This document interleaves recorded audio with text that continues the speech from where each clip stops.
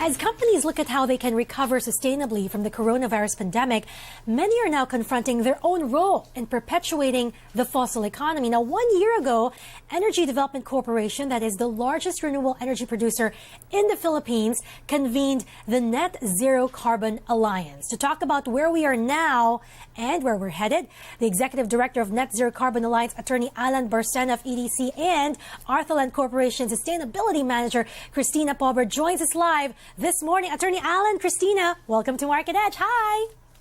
Hi, good morning.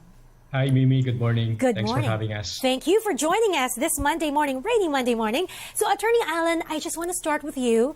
You've just crossed the 1 year mark. What have you achieved and what have you learned so far? Yeah. I think the greatest accomplishment of NZCA is being able to draft our framework, which will guide us and the members of NZCA in creating their plans to achieve net zero. And this framework is very simple. It's really just to reduce our carbon emissions, and whatever left with the emission, we need to offset it. So it's a reduction and offsetting of our carbon emissions as members of NZCA. And later on, that will be, again, as I've said, that will be the basis in creating specific targets and measurements. Attorney Alan, I'm curious. So it's a combination of reduction and offsetting. Which is more? Is it more reduction or more offsetting at this point? Hopefully, it's be more on the reduction part, because this is our first option and first choice. So there are a lot of strategies in reducing our carbon emissions. So one of them is shifting to renewable energy, and then embarking on carbon efficiency programs, energy efficiency programs. And hopefully this will significantly contribute in the reduction of the level of emission. All right. Christina, I'm very curious. You're a member of this alliance. From a developer's perspective, as a representative of Arthaland, how creative do you have to get to net zero? Actually, we think that's a misconception at the moment. Getting to net zero, here in the Philippines, we already have the tools and the technologies that we need to get to net zero. I mean, for Arthaland, we've already had the first net zero certified project here in the country, and it's the Arthaland Century Pacific Tower. So the market already has these technologies. We have companies such as EDC to provide us the renewable energy as well. So no, we don't have to be as creative. We just have to do it. That's the challenge. We just have to do it. You did mention one project of Arthaland is already net zero. How many other projects do you have in your profile, and when can it be 100% net zero for Arthaland? So, okay, so just to give you a background, Arthaland is committed to a development portfolio of, we are committed to decarbonize 100% of our development portfolio by 2030. At the moment, we have two operational projects, but we have the commitment to actually grow our portfolio 5 times in 5 years, and we are actually almost done with that. So by the end of the year or the coming years, we'll have this 5 times growth in our development portfolio. Now we have 50%, more than actually around 60% of our existing carbon footprint is already decarbonized. We are looking to increasing that by the end of this year by around 70 to 80%. Wow, impressive. So aside from getting your power from renewable energy players, how else are you getting to net zero? Oh, for developers, we play a very big role in terms of decarbonizing the operations of many businesses and operations here in the country. The very first thing that we have to do is to reduce the energy of the building by integrating it in the design, so that when the tenants or the homeowners move into the building, they don't have to actually lift a finger to reduce their energy. So first, to attack it, to reduce the energy consumption of the building, and then to the energy that we actually need to operate the building, then we'll have to source it from 100% renewable energy. But particularly for Arthaland, there's a third component to that, and that's to verify our claims. It's very important for us to have this certifying bodies to actually to verify and vouch for us that our portfolio truly is net zero, because again, this is a commitment that we really take seriously. All right. Thank you, Christina. Attorney Allen, I'm curious, is carbon capture still the holy grail?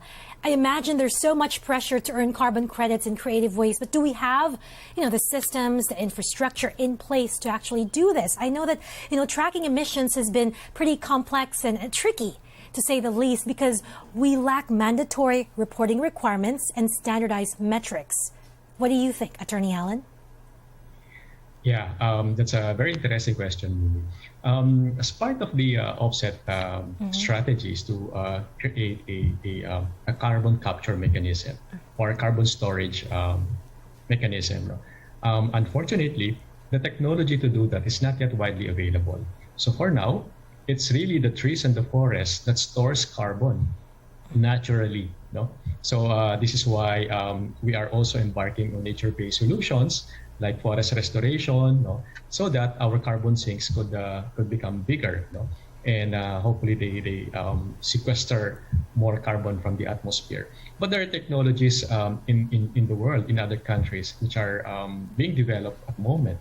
So these are injecting carbon on the ground, capturing carbon on site. But again, as I've said, these are not widely developed yet. But hopefully in the future, these technologies will become more widely available for us. And the systems to measure carbon footprint, for example, for carbon accounting, are those systems readily accessible? Yes, they are already readily accessible. When you say measurement or metrics, there are two sides of the coin. One is the level of your emission. Then you need to measure that and you need to have it validated, as Sam said a while ago. And then the other side will be the carbon sequestration capacity. That's for your offset program later on. So there are already standards and metrics around this measurements of carbon emission and sequestration. Thank you, Attorney. Christina, I'm curious, are you seeing a lot more demand for these environmentally conscious and responsible projects from millennials, the Gen Zs, and hopefully, the Generation Alphas more than from the baby boomers? Yes, actually, there are a lot of demand in terms of sustainability as well as the net zero. We see this more in actually multinational companies who want to take office in our buildings. They have more of a, in comparison to where we are locally, there's more demand internationally to go for net zero projects, or to at least to take office in these types of buildings. But we are very optimistic that local companies would also start moving towards the net zero commitment. All right. And to both Attorney Allen and Christina, how do you think, this private sector initiative is aligned with government's own targets and initiatives? Does the government make it easy to do this or hard still? Attorney Allen? It's actually very aligned because in NZCA, we are contributing to the reduction of carbon emission from companies who are, who made the commitment to become net zero, and this should translate into our national accomplishment, right? And therefore, government needs to recognize and support these kinds of initiatives, like creating alliances, partnerships, and collaboration. We are quite a small alliance or group, because we're just starting, and we're just focusing on renewable energy. But in the future, we hope that there will be more commitments, more collaboration in terms of achieving decarbonization and net zero in the Philippines. All right. And Christina? I would actually second Sir Allen's message that this is actually very aligned to where the government is going. Because, Arthaland wouldn't be able to bring the first certified net zero building without the support of the government. Actually, very recently, we have the new program that has been passed by the government, which is the Green Energy Option Program.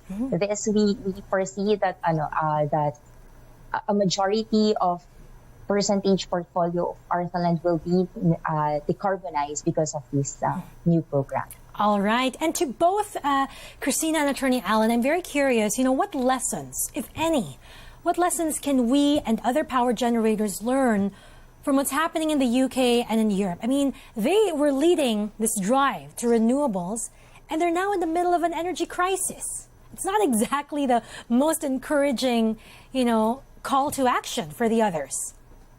Yeah, the situation is not exactly the same as in Europe, but in the Philippines, one of the biggest sources of carbon emissions is still the energy sector. The second is, the industries. And here, I think we can make a difference in terms of decarbonizing the energy sector by shifting to renewable energy and making sure that, sources of energy that are not clean should be eventually phased out. We know that there's a transition that needs to happen. You cannot decarbonize the entire energy sector in overnight. So there has to be a transition or a plan to eventually shift into 100% renewable energy in a certain future time. And then that's what I think the government needs to plan and to organize around. I'm very curious, Attorney Allen, you're 1 year into the Alliance. How many companies are part of this group? So far, I think we are 8 or 9, but we're growing. So in our anniversary program, there are new members that are coming in, and we hope that NZCA will grow in number and influence. As a community of practice, as an alliance that shares best practices, and to influence more companies to commit to net zero and to decarbonization. All right. And of course, Christina, what do you think has been the biggest help that you've gotten from the Alliance as you, the company itself, is also trying to get to net zero 100% in its portfolio? Actually, with NZCA, the biggest help that we have is that the community and that the assurance that we are not alone in this journey. That we are all here to help each other drive net zero as fast as we can and at the scale, at the biggest scale that we can as well. And it shouldn't just be the corporates. Individuals should also be playing their own role. We have an important role. I know there are some apps right now they can just easily download where individuals can, purchase carbon offsets, sort of try to eliminate their own footprint. You can do the math there, but they're all available in the fingertips. Attorney Allen, Christina, thank you so much for the work that you do for the planet, for the environment, and for joining us this morning. Good luck on this very noble endeavor. Thank you. Thank you. Thank you.